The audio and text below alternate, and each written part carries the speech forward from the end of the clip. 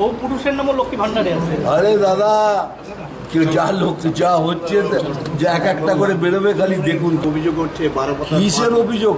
আপনারা এটাই বোঝার চেষ্টা করুন, অন্নপূর্ণা ভান্ডার যে আপনাকে ফর্মটা দেওয়া হয়েছে, বাকি সমস্ত স্টেটে সেম ফর্ম দেওয়া হয়েছে।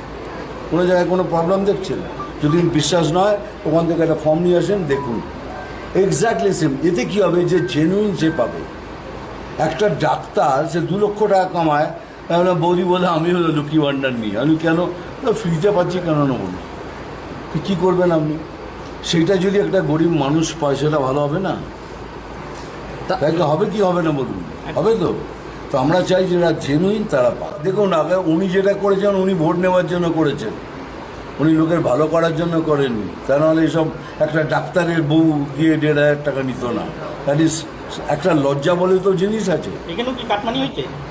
সেটা কাটমানি আনা তো কি? এটা 1500 টাকা কেউ যদি পুরো পেয়ে থাকে, হেরে যাবো। 1500 1200 পেয়েছে 300 ঘরে। বহু পুরুষের নামও লক্ষ্মী ভান্ডারে আছে। আরে দাদা, কেউ যা লোক যা হচ্ছে যে এক একটা করে বেরোবে, খালি দেখুন কি হবে।